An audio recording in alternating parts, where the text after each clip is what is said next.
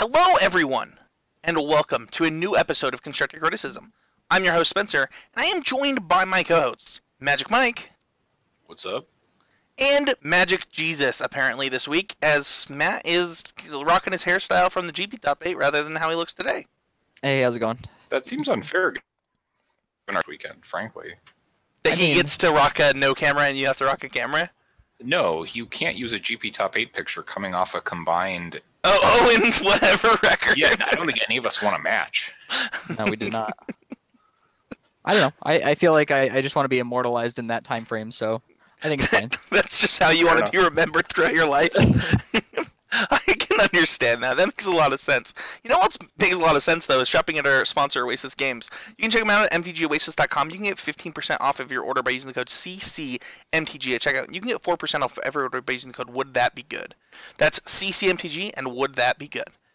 You know, Oasis is amazing, but you know who else is amazing is our other sponsor at In Gaming. You can use the code CCMTG10 there. You can get your sleeves, your playmat, your deck boxes, everything that you need to show up and not have your cards and your stuff get ruined. Because, you know, let's be honest.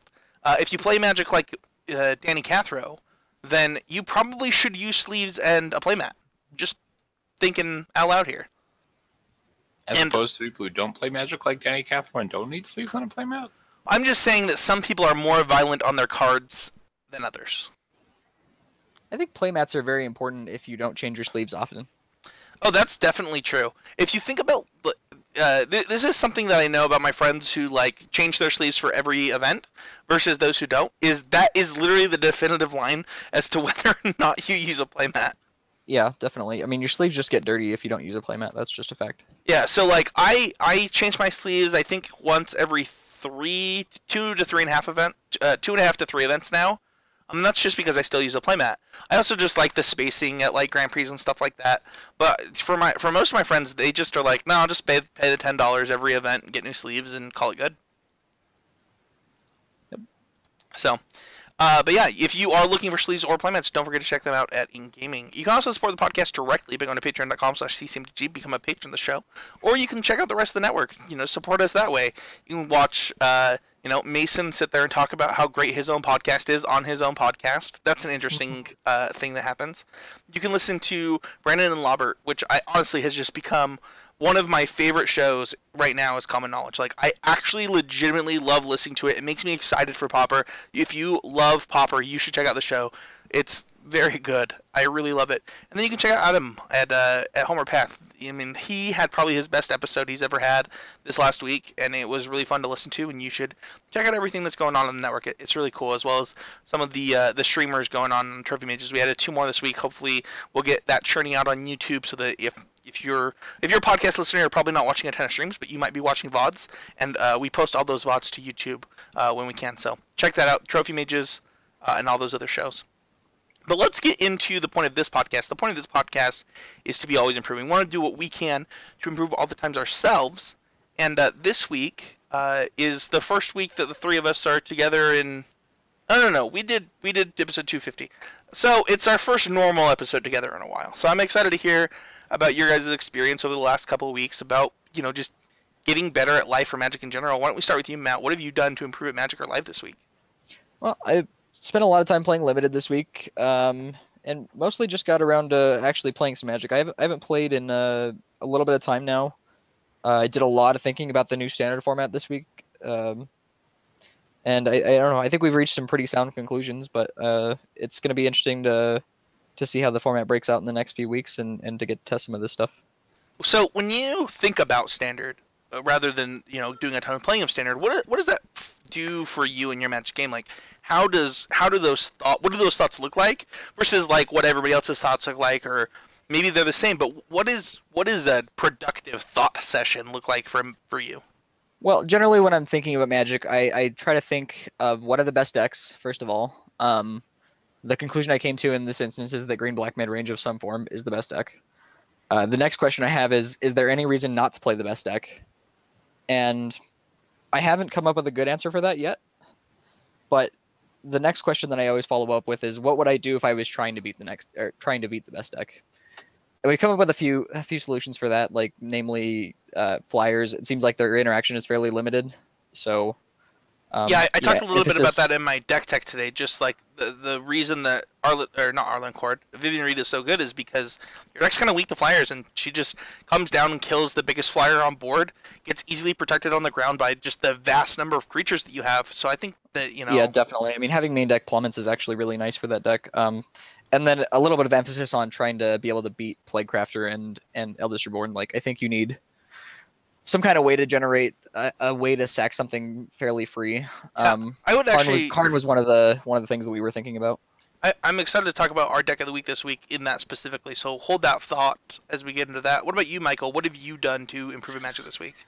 Kind of a lot of the same stuff. I think, we spent a lot of time traveling to and from Denver, just sort of running through ideas about different decks and sort of building them in our heads and thinking about how they line up against each other. And I think as we start to see things take shape a little bit more, as you have kind of a couple of decks that are relatively established in like Jeskai, green black, mono red, green white tokens, like you start to see some sort of stock-ish lists rising to the surface.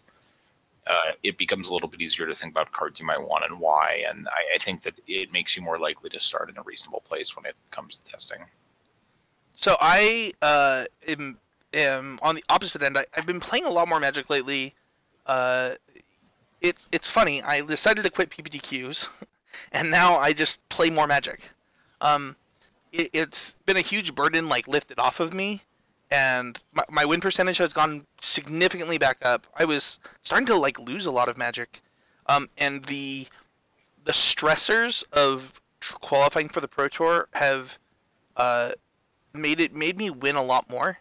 And now I kind of just want to go to a PPTQ, to be honest. I have no idea why it has worked this way, but so for example, I played Magic today while my son was napping as in between waiting for some stuff for work, and because I was on Arena, I got to play a ton of games.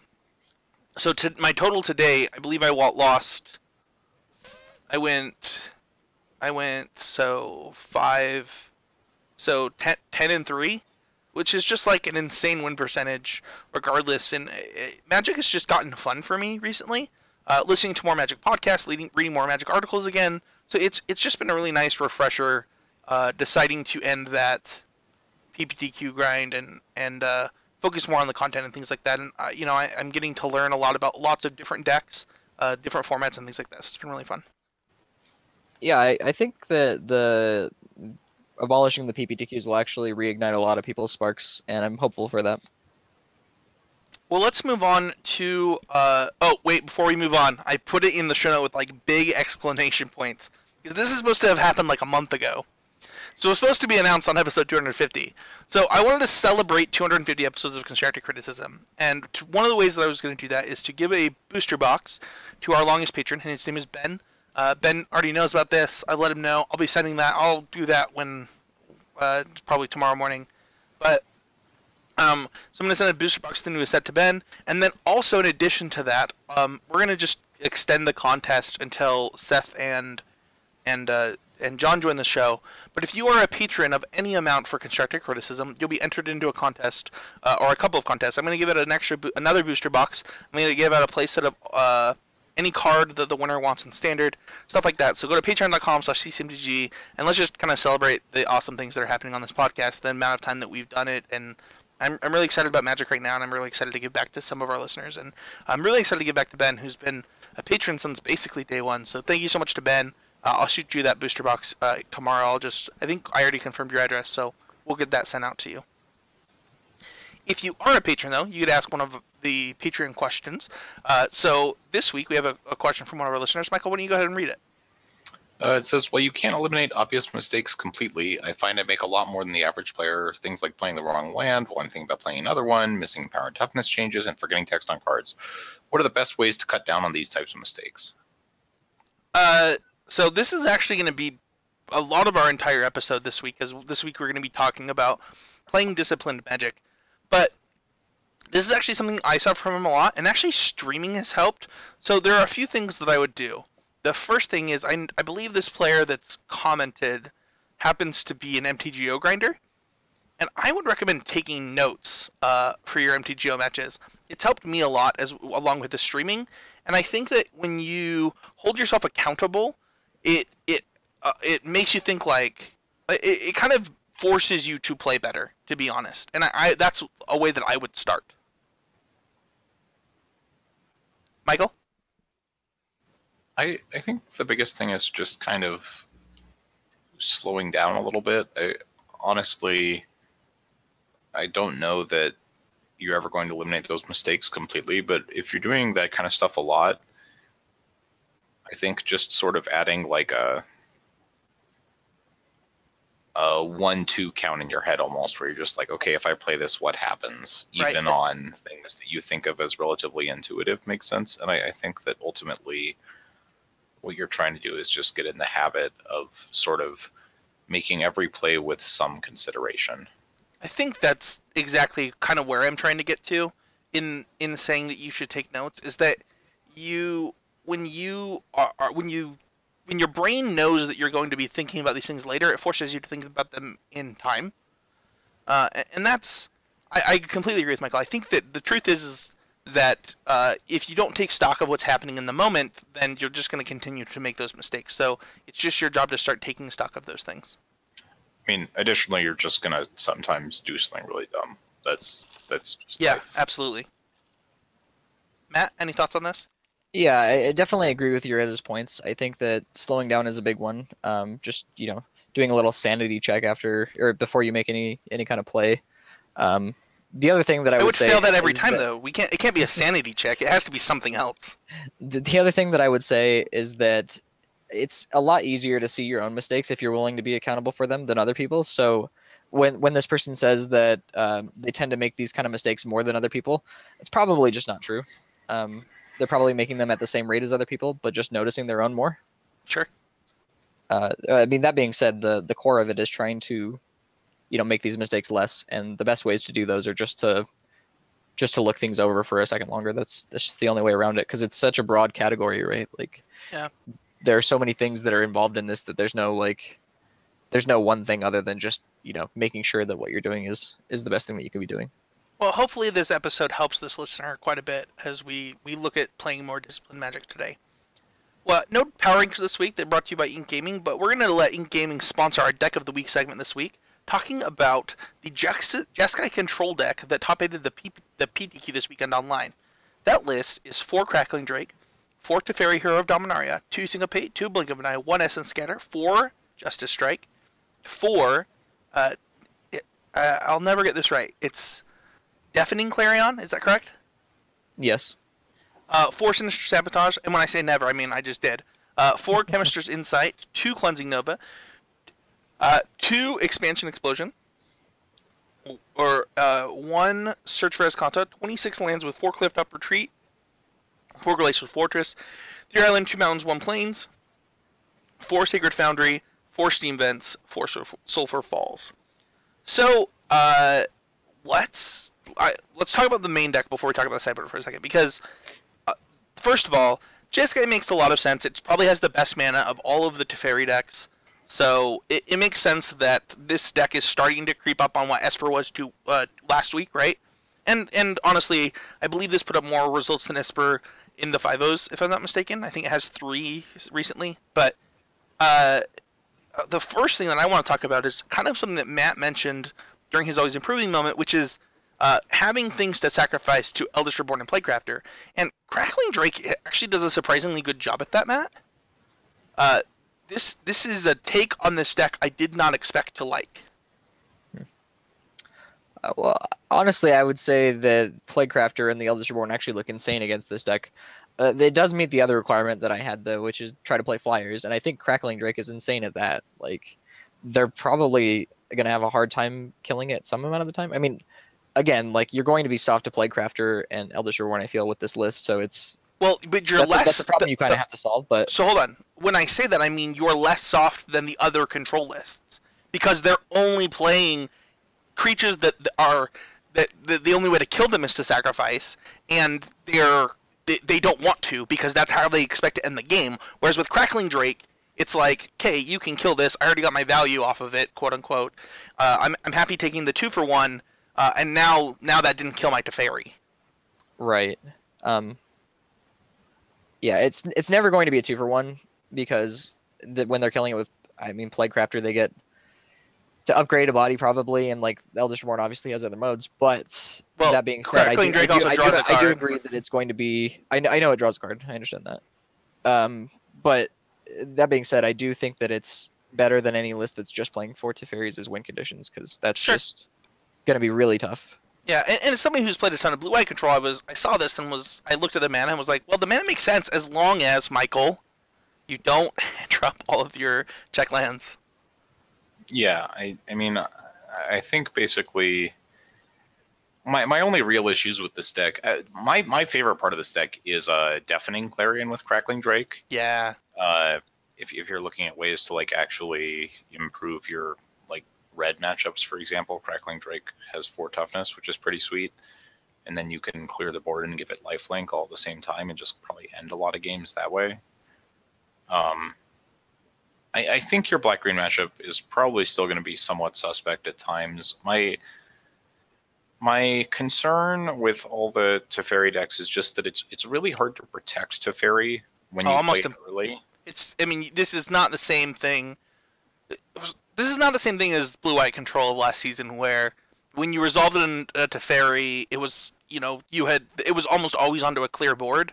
That just kind of doesn't happen against some of these black-green decks, and even against some of the other decks. Like, there's just a lot more creatures in play, which is weird, but it's how it feels. I'm just not sold on, like, I'm not really sold on Deafening Clarion being especially good. Yeah? And I think that's maybe sort of the biggest question you have to answer with Jeskai. Just how good is Deafening Clarion? How excited about this card am I? Yeah, I definitely agree with that. That being said, I think Expansion Explosion is probably kind of great against the mid-range decks. Tell me about that. This is a card that I'm very interested in. There's a lot of love for this card going around. So when I'm trying to attack a mid-range deck, especially such a value-driven one like Golgari, where it's really hard to interact with them on like any kind of a creature removal axis or even a sweeper axis, like they just get so much recursion. The way that I generally like to approach those matchups is on the stack. So if there's any kind of spell that they are going to have a hard time interacting with outside of something like Duress, I'm going to try to lean towards those kind of things. So Explosion really fits the bill there. Obviously it can kill some kind of threat when you get up to enough mana, but just being able to draw, several cards at instant speed is just going to be really powerful in those kind of grindy matchups.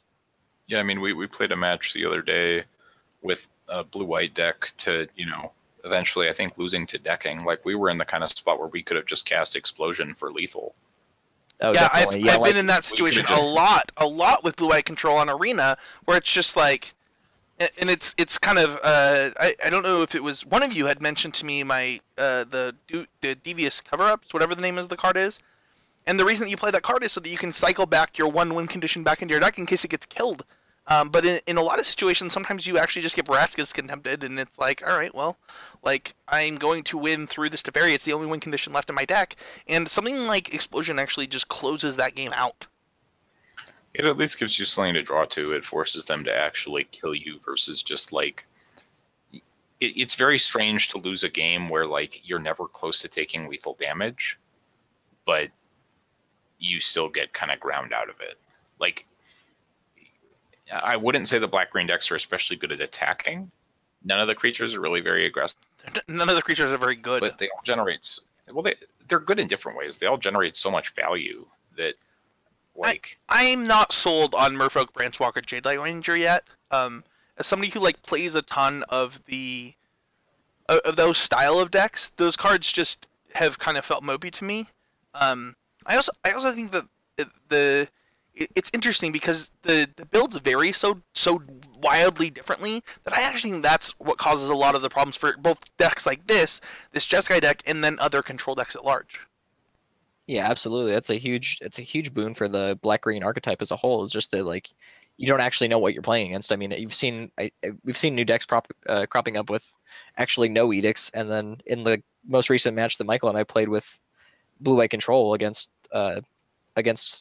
Golgari mid-range, we got Plaguecrafted, I think, 9 times in the first game. We actually lost. I was playing blue-white on stream the other day, and I got the rat, the 1/1 rat. Burglar Rat? Yeah, I got Burglar Rat like 9 times, and I was like, I just actually can't beat this. Yeah, it's funny. I think that like the matchup might become better for Jeskai if Black Green coalesces on a single build a little bit more. But part of the thing that I would say that is going to make it tough to play control week to week in this format is that there is so much space for maneuvering within like the Black Green macro archetype that I think a lot of, to me, it looks like a lot of the Black Green decisions come down to personal preference. I don't know that you can like look at these lists like more Plague Crafters or less Plague Crafters or a lot of Eldest Reborns or 0 Eldest Reborns and necessarily say, oh, this is just correct. It's like I can see pros and cons to building it in a bunch of different ways. I'd like to talk really quickly, if we can, about the sideboard. We have 2 Disdainful Stroke, 4 Lava Coil, 3 Negate. Before I keep going, it sounds like Matt wants to say something really quick, though. No, I just said definitely. That's Oh, all. okay, cool. We have 1 Invoke the Divine, 2 Lyra, 1 Ralzeric, and 2 Niv Mizzet. So there's a few things that I have a ton of thoughts of around this deck. So first of all, the fact that this deck did well at a PTQ is really big for my brain. Like, I look at this list and I think I'm seeing a ton of things that I didn't think of doing that make a lot of sense. And also getting away from the Night Package sideboard that I think is just correct in blue-white is really, really powerful. And I think Jeskai really offers you that in a pretty meaningful way, especially because of Crackling Drake. And I'm kind of excited to try this out and to try different things for this sideboard. You know, this color combination itself actually has pretty good sideboard cards, Matt. Like, Disdainful Stroke is super powerful. You know, being able to play any sweepers that you want in the whole metagame other than Ritual of Soot is just, that's a big game depending on how the format shakes out. And, you know, like we said earlier, right now it doesn't seem great because there's 17 different archetypes within Green-Black itself. That's a little bit of hyperbole, but Matt, how excited are you about trying different things in this color combination after you see a deck like this? You know, I think did it take second? I actually didn't look. No, it took 5th. It took 5th. Okay, so it was the top performing of the first round losers. Right. Yeah, I mean, I'm pretty excited to try some of these things. Like, I certainly wouldn't build the deck like this, but I do like a lot of the things that are happening here. Especially things that we're looking at with the sideboard, like Disdainful Stroke, I've actually just been happy with in basically every match. Like, even against Mono Red, the only card that I care about is the Frenzy anyway. And Lava Coil seems completely insane against the Golgari decks, so I'm super into that. The numbers of Justice Strike were interesting to me. I would expect that there is some flexibility between your main deck and sideboard slots just because of that. And I'm excited to just try different things due to this deck doing well that I wasn't excited to try maybe even yesterday. Yeah. Yeah, I mean, I think it's pretty clear that this format is incredibly diverse and open, and nobody has anything really figured out yet. Black-Green is certainly the front runner right now. But that being said, it doesn't mean it's a little that exploitable, though, right? I mean, the Black-Green deck is really good on a certain axis, but it's pretty linear in its own sort of weird way. Yeah, I mean, that sounds like something that would be exploitable, but I mean, obviously, you know, myself and most people have not figured that out yet. And also, just to kind of note something that we didn't mention in the main deck, there's only 1 land in this entire deck that doesn't cast Crackling Drake. Yeah, I was going to mention that. I think that the one of Plains is actually terrible. I would never play that. Would you consider making it No, I would not play a Field of I Ruin. was just going to say, I also wouldn't play the Field of Ruin. I might make it a mountain. And I might consider even playing 1 to 2 Shivan Fires in this 75, but Might just play the 5th Sacred Foundry and see how far that gets me. that won't work out well. You'll be the next Dan Lather, with a weird number of lands in your deck. So I think that this deck, just kind of in general, I think that the key cards that we kind of mentioned to look out for with this archetype is Crackling Drake, the right creature to be playing in your control decks. You know, people have talked about things like Lyra. They've talked about. I personally don't like the Esper builds, so like, but you know, I did a deck tech on blue-white where I was talking about the blue dinosaur just a couple days ago. So I think that Crackling Drake is an interesting innovation into the blue-white shell itself, and it's exciting to see stuff. I mean, you have Michael getting excited about Deafening Clarion. You have Matt getting hung up on a planes that and Yeah, Well, it's interesting. Sure They is. actually the other Jeskai list, if you look, actually did cut that planes, but it was cut for a Field of Ruin. sure. They also just they really don't want, and they're playing 2 Niv Mizzets in the main deck. There's just no way you can do that. yeah, Niv Mizzet's a card that's also impressed me quite a bit. I don't know about you guys, but I thought this card was pretty terrible reading it, and oh my gosh, it's way better than terrible. It is good against everything except black-green, where it is terrible, does not do it justice. Yeah, that's true.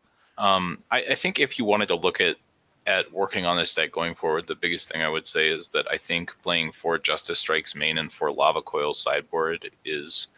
I think playing 8 total of that effect between main and side is It's too too many. I completely and agree. you should probably have some Lava Coils in the main deck, if nothing else, just to free up sideboard slots. And also, I think that Syncopate, as somebody who's been playing a ton of Control, is actually just at an all-time high right now, and I would also consider playing a third one of those in the main.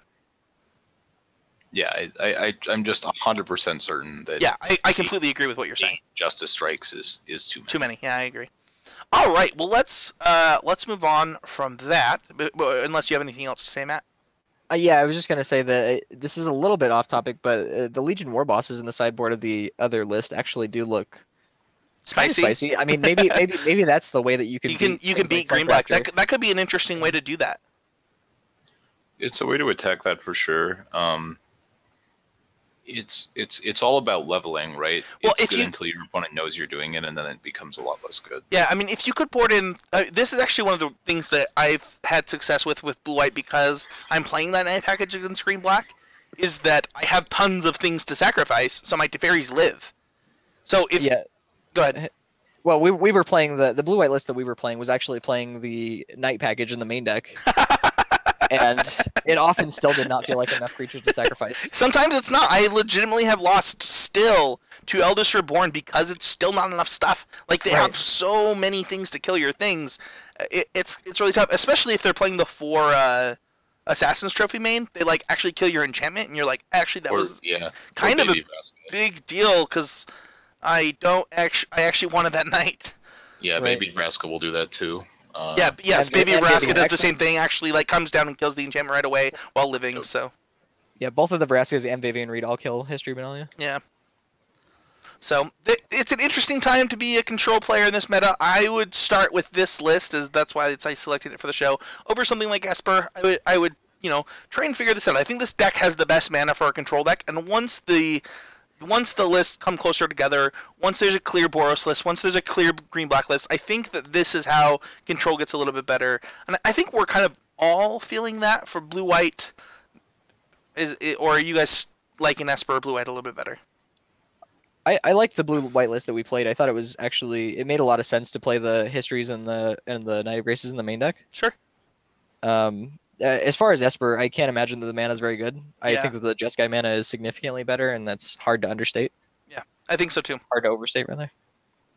Well, let's move on to our training grounds. This week we're going to talk about playing disciplined Magic because, we talk about the little things a lot on this show. We talk about doing the right things as often as you can, but the truth is that you can listen to this podcast 1,000 times, but if you don't play disciplined Magic, it's not going to matter. You're just going to end up kind of remembering this sometimes and sometimes not, and it's tough. So, as we did on old episodes of this show, I'm going to talk about self-discipline for a minute. And the definition of self-discipline is the ability to control one's feelings and overcome one's weaknesses. The ability to pursue what one thinks is right rather than the temptation to abandon it. Oh my gosh, did we just talk like that whole thing can encapsulate bad mulligan decisions in a nutshell, Michael. Yeah, I think that when I think about playing with discipline, what I'm trying to do is remain unemotional. Like, you'll look at a 7 and know that it's a mulligan, but maybe you have like trying to kind of separate math from feelings when we're playing parts of the game that don't involve reading our opponent at all. Like just being disciplined in terms of like, I'm not going to keep a one lander on the play on 7. I'm not going to like just having some, they don't necessarily, not necessarily hard and fast rules, but sort of sticking to listening to the voice inside your head that's saying, you should really mulligan this. You just can't keep this. We joke about it all the time. Sorry about that. With team events, right? Where, like, why are you asking me about this hand? You know you're supposed to mulligan this hand. You just want me to tell you you're not supposed to, so that you can justify your bad decision. And, like, the truth is that if I had Matt Kling looking over my shoulder at every hand, I would just be way better at mulliganing. And I think that's true of all of us. Yeah, I mean, 2 heads are almost always better than 1. Well, it's not even that. I actually don't think Or the second just hand the actually judgment. matters. Yeah, the judgment. Yeah. Yeah, I think that, like, I would just be ashamed at some of the hands that I keep, and that's bad. Like, there's no reason for me to feel that way, because at the end of the day, I'm just wrong, and I know I'm wrong, and I want to get lucky because I don't want to go to 5, and it's almost always on a 6 for me, and it's... The truth is that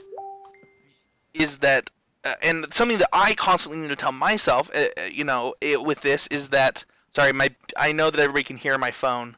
My babysitter and my wife are having a conversation. I know that I can win with 5, and I don't know what causes that disparity between my brain and what I know is right, Michael. What do you think it is that hits us as Magic players, where we're so willing to sacrifice what we know is correct for one measly card? I don't know. I mean, I sort of lead the other way. My vast preference is to keep 6s that look like they need to get there than to go to 5. And I think that that's actually just 100% correct. I think going to 5 is something. Oh, so maybe I'm right. Maybe I have no idea what I'm talking about here, and actually Spencer's great at mulliganing. I mean, it's so context and deck dependent. I think that it's actually impossible to say that you're just supposed to keep 6s because they look like they can get there. Yeah, I mean, It's true and limited basically all the time.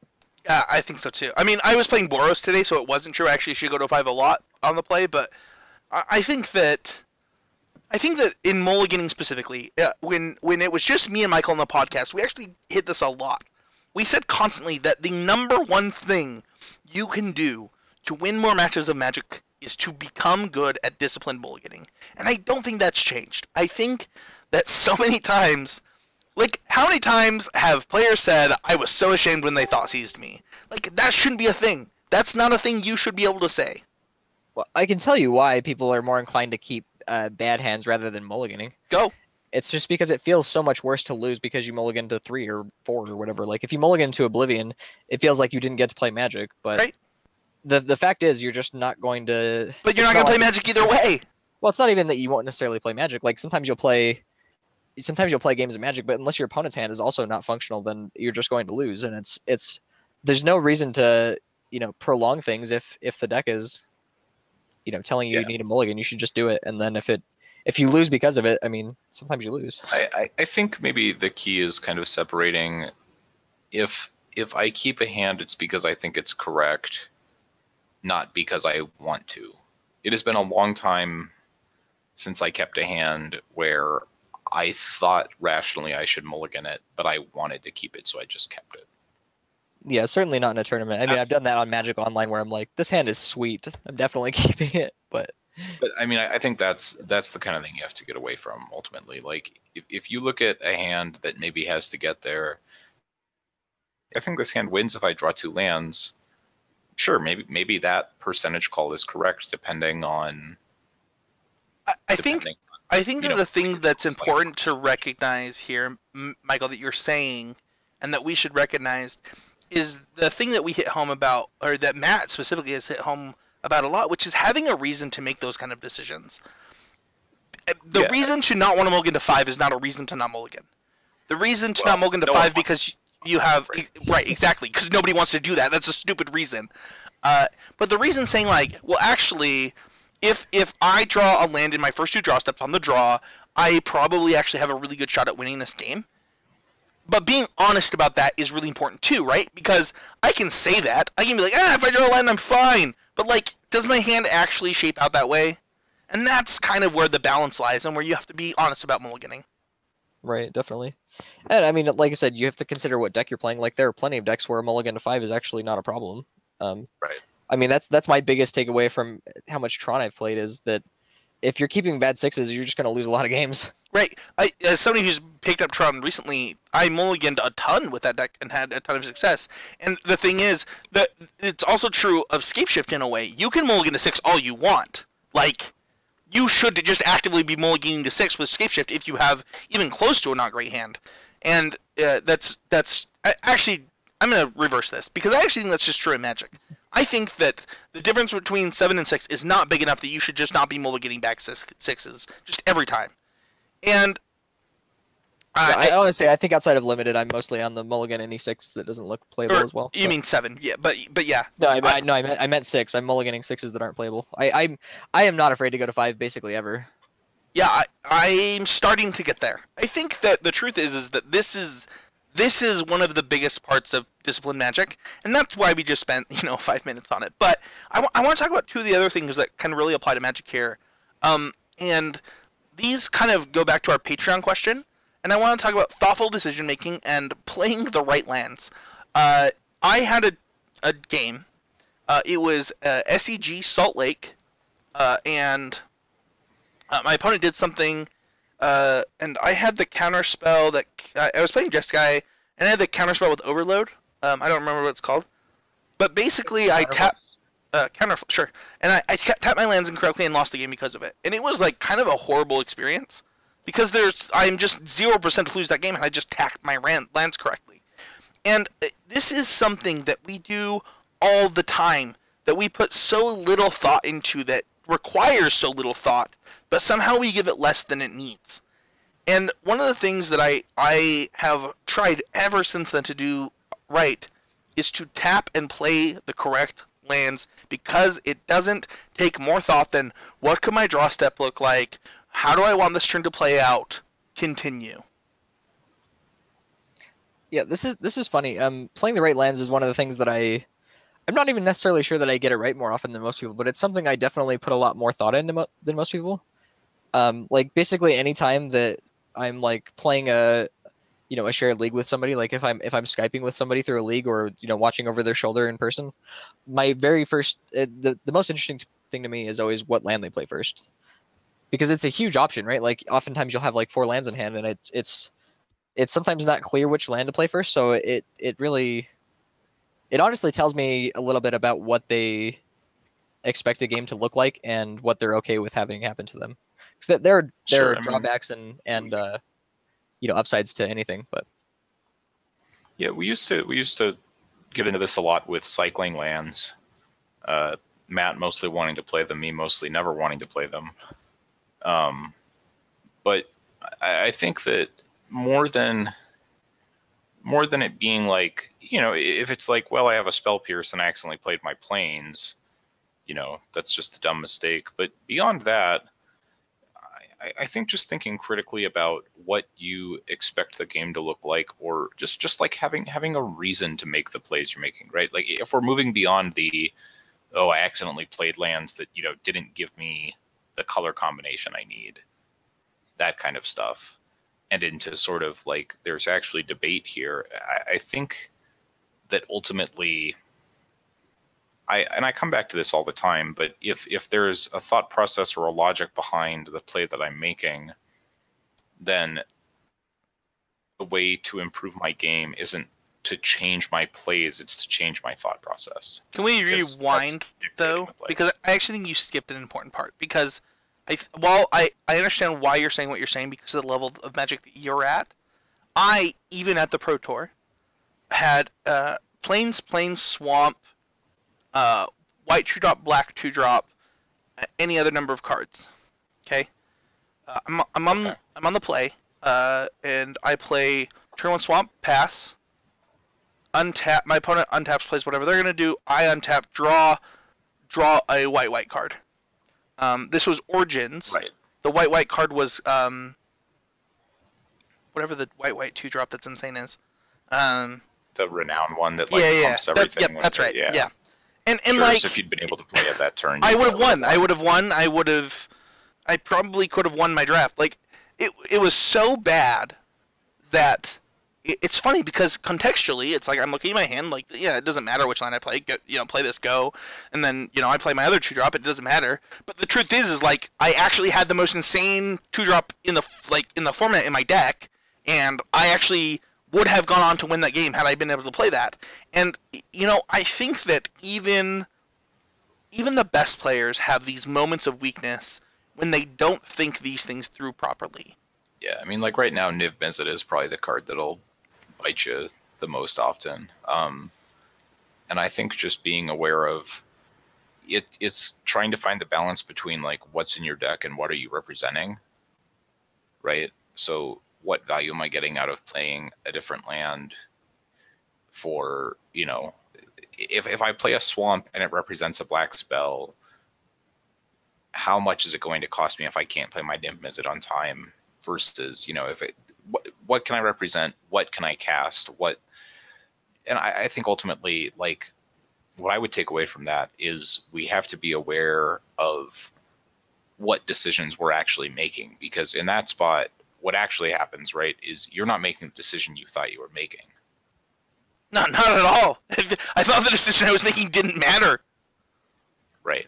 So, and sometimes it doesn't, right? There are legitimately times where it doesn't matter, but I think being cognizant of what the actual costs of every play are is important, right? I mean, you pretty much always lose when you play something and then you're like, oh, I didn't think of that. That's never a good spot to be in.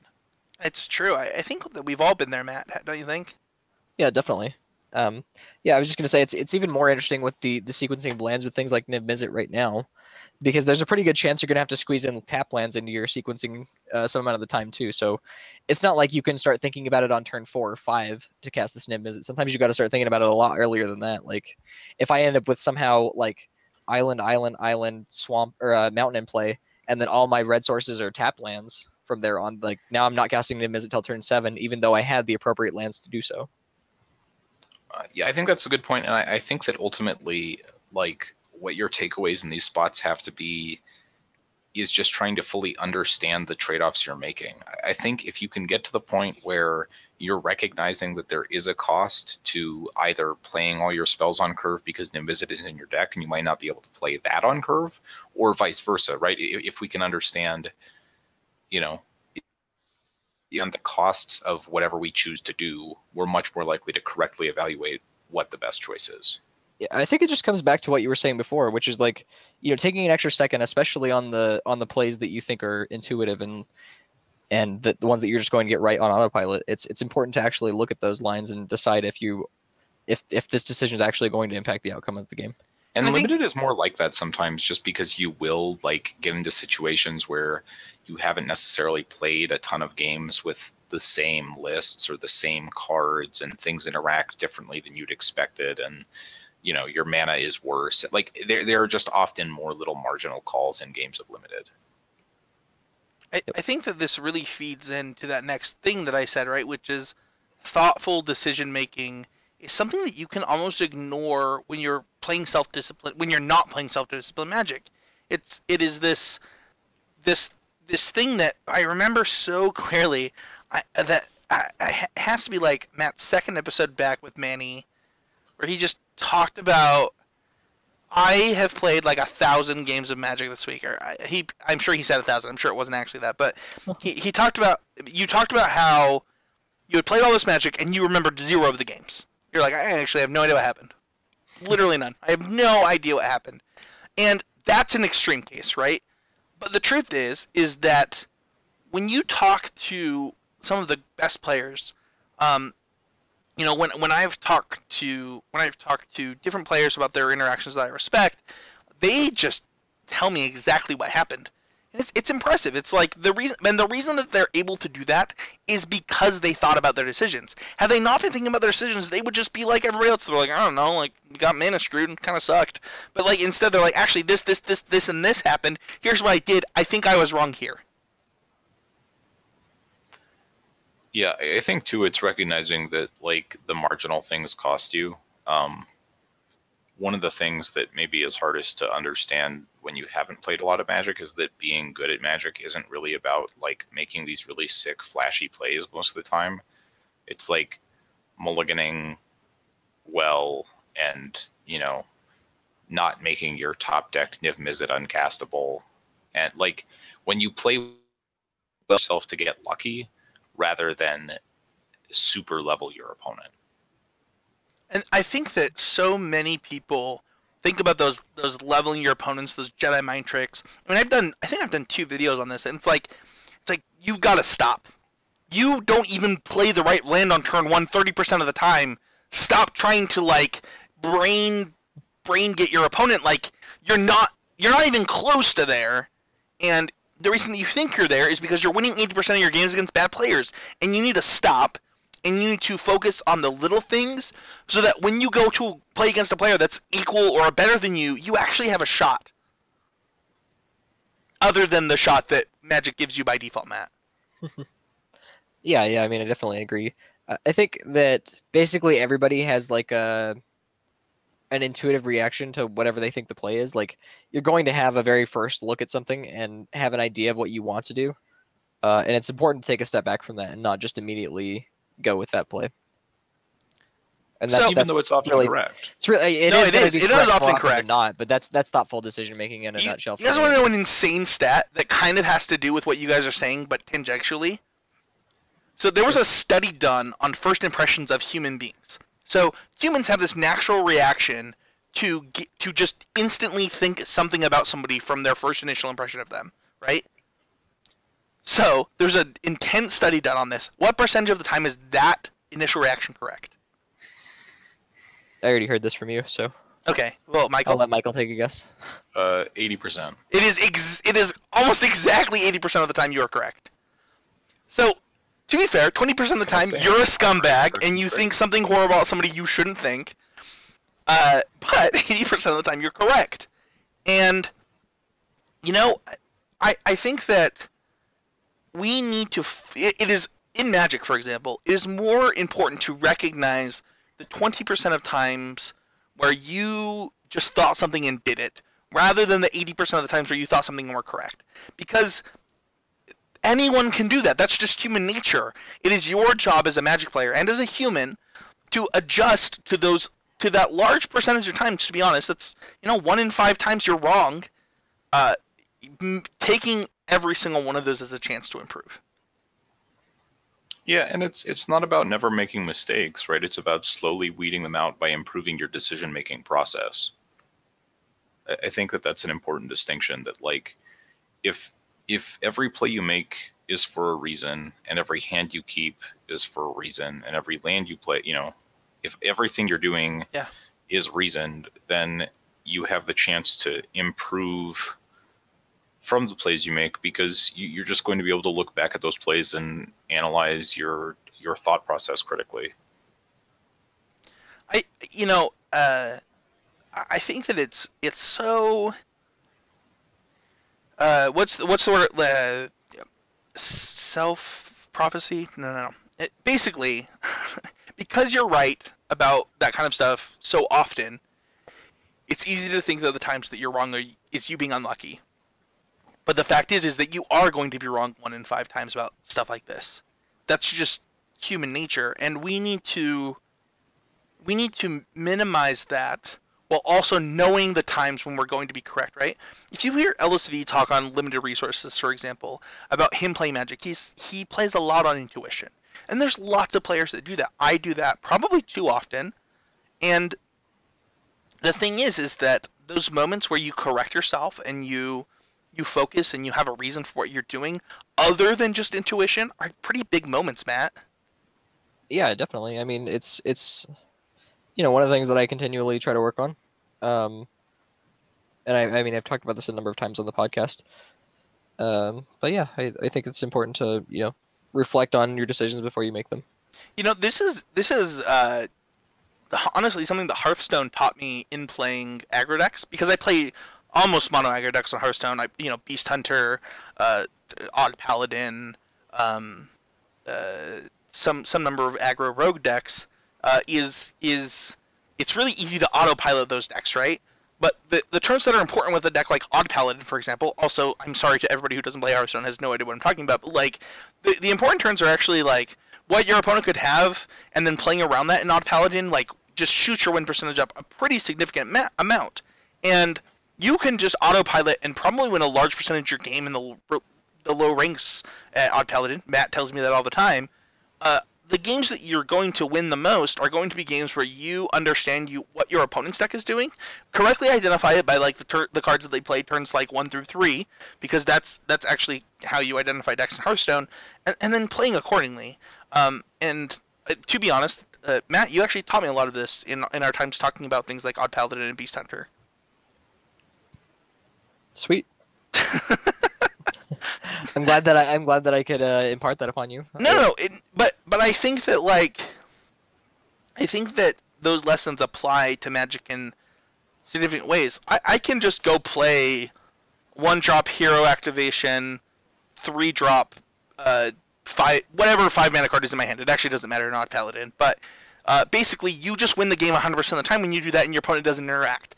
But the important thing is to know like how your opponent can interact on those turns, and that's true of other decks in Magic the Gathering too. And when you just go on autopilot and you don't have thoughtful decisions in the lands you're playing, in the cards you're playing, why you're playing them, then you get taken advantage of pretty often, Michael.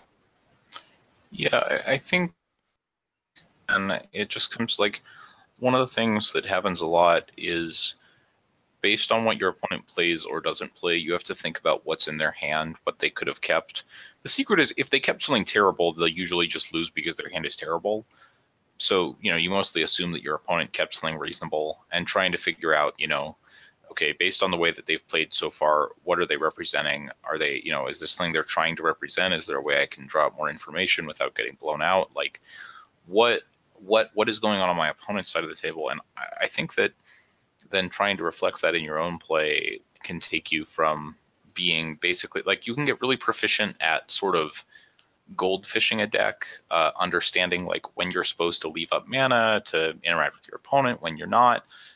But going beyond that to like, I think they have this specific card in their hand based on how they've played, or I think, when we get beyond just like tapping your lands correctly and deciding when to hold up what counter spell and when to play cards to the board, like if they had this card, would they have played it? Are there cards stranded in their hand that only make sense if it's this, like, comes up a lot. And I think just sort of trying to be aware of like bigger picture play patterns, rather than just like on this turn I play this, on this turn I play this, but critically thinking about the specific game you're playing. And that kind of sounds like the same thing, right? That rather than just maximizing damage, you're trying to decide, I think my opponent has Deafening Clarion, or I think my opponent only has spot removal. Well, I mean, going the other way, I mean, it makes sense to play around things on curve, right? Like, you're not going to play a bunch of X1s into a turn 3 against a deck playing Goblin Chainwhirler, right? Right. So, like, it certainly it's the same way you play Odd Paladin, right? You're like, I'm not going to play into whatever the wrath is that my opponent happens to be playing on that turn. And yeah, the same is true of Magic. It's worth thinking about the most common cards on curve, right? Like I'm not gonna play something into a Glorybringer or whatever. And that's kind of what I was saying with the Hearthstone thing, is that in Hearthstone the card pool is a lot smaller, and like the playable card pool is actually significantly smaller. And so because of that, it actually taught me about thinking about on curve plays better than Magic ever did. Absolutely. I don't know that I did this basically ever before I started playing Hearthstone, and now I do it basically all the time. So. And this happens a lot. Like if your opponent is, say, maybe representing a Glimmer of Genius, right? You might try to save a spell that you would rather them have to act on for Chemistry's Insight now, but sure, but it's the idea, right? Like I'm just trying to help all the listeners here, Michael. If you want. You have a surprising amount of agency over what your opponent is able to play, or what they would want to play, even more specifically, right? Well, exactly, right? Like if you play a card they have to counter, then they're going to have to counter it. And if you play a card that proactively blanks a Teferi versus one that does, like a lot of the time your cards will do different things depending on how and when you play them. And I think recognizing that your cards are more than just sort of gold fishing instruments no matter which side of the matchup you're playing, it can really take you from like playing relatively low mistake Magic to playing actually good Magic. So I'd like to move on from this, what this thoughtful decision making into. First of all, I wanted to specifically hit on unnecessary risks because this cost me a Pro Tour invite not even, 3 months ago, 4 months ago, where I was frustrated with my hand. It's game 3, qualifying for a Pro Tour. And I'm like, you know what, whatever. Like, you would have to top deck 3 cards in a row to beat me. I'm just gonna cast this Settle the Wreckage. Good luck. I think I was at 23 at the time. My opponent goes, top deck Chandra, play it, activate, top deck thing, play it, untap. After I kill the Chandra, top deck thing, and I'm like, oh, actually I do lose to that. Yep, that happened. And the truth is like, I could have actually just taken that 5 damage, drawn a land in 2 turns, and just won the game, qualified for the Pro Tour, gone with like my best friend Quentin, and it would have been over. And the thing is it's really easy for me to say I got unlucky in that, right? My opponent got insanely lucky. That's not actually what happened. I didn't have to do that. I got frustrated, I got excited about qualifying for a Pro Tour, and I let that get the better end of me, which is something that Michael talked about earlier in this episode, this letting your emotions get involved. Even the definition of this self-discipline is to not let that happen. And I let that moment of qualifying for the Pro Tour get the better of me, Matt. Like, why did I do that? Yeah, I mean, definitely managing your emotions is a huge part of Magic. I mean, you're just going to make better decisions if you're more level-headed. That's just true all the time. I mean, you actually played FPSs professionally, and I would assume that's even more true there. Yeah, I mean, certainly anytime you go on Telty, it's just going to make you play badly. I mean, it's not. I wouldn't even say that it's more true than it is in Magic. I think that you're given a little bit of separation in Magic where you're not having to make decisions every single second. So you do have a little bit more time to think, which helps. But I mean, just being, upset is going to make you do anything poorly. Michael, we don't have to use me as an example, but you've had a lot of matches to qualify for a Pro Tour, and I've seen you take risks when they were appropriate. Specifically, I think you're playing against Brandon, where I watched you take a couple of risks that were, I mean, it made a lot of sense. I've seen you not have to take any risks and just play it safe for a few Pro Tour invites. Like, how do you manage emotions versus risks, reward? Like, how does that all shake out for you? I think so. When I go to like your example, or really, I mean, whether you're playing well or poorly, right? I think a lot of the time. Can I clarify that I was playing the best Magic I've ever played in my life up until that point? But let's say you're really far behind, right? And you decide, let's say your opponent says in that spot, the only way I can win this game is if he decides to cast Settle the Wreckage. So rather than making a conservative attack into a Settle the Wreckage, I'm going to attack with everything, right? Because maybe he knows that the only way he can win is to just like top deck like a savage from there, right? Yeah. And I think that like I've done games like that before where it works out, and I think that ultimately what you have to do is like in games where whether you're ahead or behind, you're just trying to identify what is a necessary risk versus what is an unnecessary risk, right? Like, and obviously he would rather have creatures in play than not have creatures in play. Yeah. But if the only way he can win is for you to cast Settle the Wreckage, then he has to incentivize you to cast Settle the Wreckage as much as he possibly can. And we should clarify, like, the reason this is important is because I was on 6 lands. Had I been on 7 lands, it wouldn't have mattered. I just would have won. So I just needed to draw that 7th land, and the game was over. I had multiple turns to draw that land due to my life total. I had plenty of time to like untap multiple times, and because I sequenced the way I did, I eventually had to play the 5-mana Angel off of curve without counterspell backup and things like that. And it goes to show you that when you make one bad decision, it might force you to have bad plays happen throughout the rest of the game.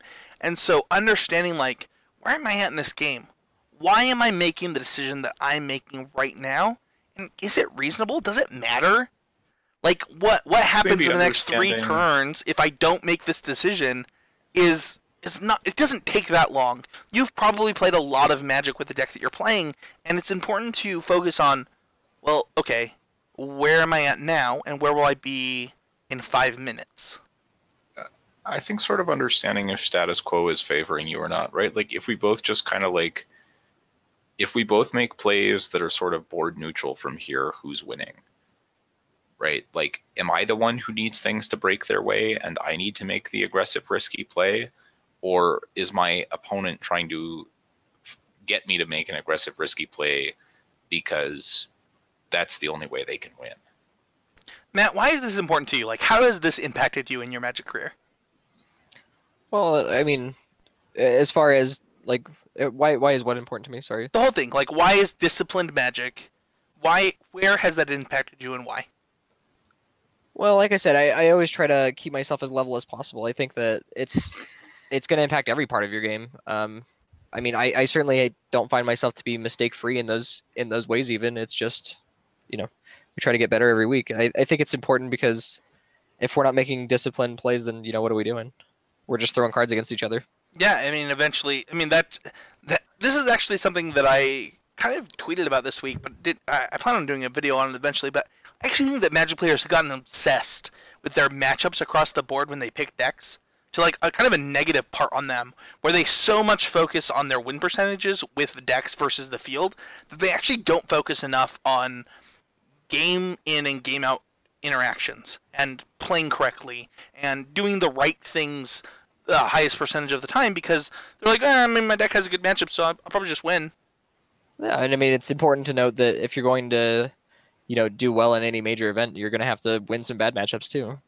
Absolutely, and I think that sometimes we don't do that enough. Yeah, Yeah. I agree with that. Michael, what about you? How does this resonate with you as a Magic player? Well, I think that just like a lot of my background in education and things like that are related to process improvement. And I think that if I can approach Magic from a similar standpoint, that like if we think about what we're doing, then we can critique ourselves. And if we're able to critique ourselves and our plays and even our, deck building process or our drafting, this is something you can do in every aspect of your life, but every aspect of Magic as well, right? If you're able to evaluate what's going well and poorly for you, you're a lot more likely to be able to figure out why it's going well and poorly for you. And then from there, move on to sort of, okay, how do I improve this? What are other people doing that I'm not? And I think just trying to be willing, it's hard to learn if you're not being thoughtful.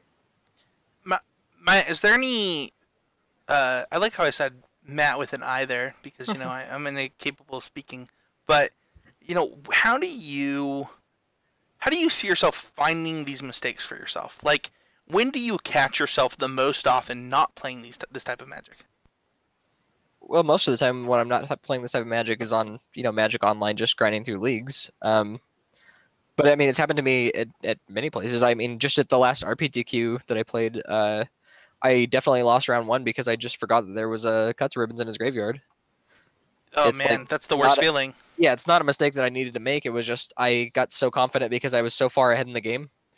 That's another time I'll find myself making these kind of mistakes, is when I'm so far ahead that I have to really think hard on which ways that I could possibly lose. I almost always play better from behind than I do from ahead. This is actually something we had Josh Layton at Oasis Games a while back, and I actually asked him. I said, "What is the one thing that I can do to really improve at Magic?" And he said, "You need to, no matter who you are as a Magic player, we don't do enough as Magic players to learn to play from ahead." Josh is like, "We all need to do that. That is something that I pride myself in. That's something my playtesting team prides me in. That's something we need to do as Magic players." Also, this is not a direct quote. He said it differently than I just said it, but it was a big takeaway for me, Michael. Learning to play from ahead is important. And as we just talked about with my example of not qualifying for the Pro Tour, I was so far ahead. and I just let the game get away from me because I just wanted to win right now. I wanted to qualify for the Super Pro Tour right now so bad that I let it get away from me. Yeah, I think sometimes it's easy to not be as in touch with kind of your opponent's outs and what's in your opponent's deck and what your opponent is trying to do in a game. Especially when you're ahead and you feel like things are kind of breaking your way. I would say for me, the biggest times I find myself making mistakes is when I am too tethered to sort of heuristics. Like I have a good read on my opponent for having a card, but feel like I should just make a play anyways because it's like more correct in a vacuum. I don't know if it makes a lot of sense, right? Like very well, but the number of times where you think something because you've done it 12 times, you know, which by the way, I say 12 and it's like, oh, that's not that many, but it's like, no, like I've been in this situation 14 times, 12 of them I did this, it was correct all of those times, like I'm just going to do this, and it's hard not to get caught in that trap that Michael's talking about, and I think you're right, Michael. I think that is everyone's biggest weakness. It's really hard to break from, and I think part of this and part of wanting to learn is not being afraid to look stupid. Don't be afraid to make weird plays if you have a reason for them. Don't be afraid to like play things off curve. Don't be afraid to... If you make a game about playing Magic and not just lining cards up and slamming them into each other, I think you have a lot more ability to leverage critical thinking skills. I want to add to that because I think that the key that I would say to this is to not be afraid. You know, I was going to ask people for tips and tricks for the end of this for our listeners, but I think that the biggest tip is what Michael's saying. Like, don't be afraid to look foolish. Like, you have a search for tomorrow, put a test on top of your deck. It doesn't matter what the suspend card is. Like, remember to remove that suspend counter, put a dice on top of your deck. If you have an upkeep trigger, the same thing. You know, whatever you need to do to maximize your win percentage, personally, like how you need to play Disciplined Magic, do those things. Don't worry what the other person thinks. The end of the result is, like, the thing that matters here. It doesn't matter if your opponent's like, my opponent's so dumb, they had to remember their pack trigger. It's like, well, did you remember it? Because if you didn't, you weren't playing Disciplined Magic. So, like, do whatever you need to do to remember the fact that you just cast that Summoner's Pact. And that's the end of the story. That's the things that you need to do. Figure out what it is and do it. Because that's going to give you the best percentage to win compared to almost anything. I mean, we talked about some of the biggest things in Magic today, Michael. We talked about mulligans. We talked about thoughtful decision making. We talked about, you know, remembering the little things. Like, this episode really encapsulates what it takes to gain those small percentage points if you do it right 100 times. And I think even, like, what I really mean when I say don't be afraid to look stupid, I don't really care if I mulligan to 3. I don't really care if I mulligan to 6 and keep a 1-lander and never draw a second. Like, just, you know, it doesn't matter. It doesn't matter in the sense that, like, some ways are worse to lose than others, right? You make the plays that you think maximize your win percentage, and even if sometimes it looks really stupid, it, you know, if there's a reason you think what you think, roll with it. I completely agree. Well, you can support this podcast directly by going to patreon.com/ccmtg. If you join the Patreon right now, by the time that Seth and John get here, if you're a patron, you're going to be entered into a couple of contests to win boxes of Magic cards as well as an entire set of a card of your choice in Standard. You can find me at Spencer13H. You can find Matt at The Witch Queen. You can find Michael at MagicMikeMTG. And you can find the podcast at CCMTG on Twitter. You can like us on Facebook at The Constructive Criticism, or just Constructive Criticism. You can join the Constructive Criticism family. And, you know, I think that this is one of my favorite episodes. Like, I honestly am so excited for the listeners to hear this and just recognize that, you know, Matt talks about the same thing that I'm talking about learning in Hearthstone. Michael's talking about those micro decisions, and I think that for a lot of our listeners, this is the moment where they're winning PPTQs, but they're not tapping RPTQs, and they're not sure why. And I think that just understanding that your job as a Magic player, if you want to win as many games as possible, is just to do this. Like, play disciplined Magic. Do the things that you know you're supposed to do, and then adjust from there. And I think that's really cool. You can join the conversation on the Constructor Criticism family. You can join the Discord. I'm going to just do this on the show, just because I'm horrible. Hey Siri, set a reminder to post the Discord on our About page. Done. She's going to ask me when to do it, but I'm going to remember just from that. I'm editing this out. I don't know. But I'm really horrible. I said I would do it for 3 weeks. We have a Discord. I'll do it. I'm sorry, Matt. Matt, I'm sorry to you. Why are you sorry to me? I don't know.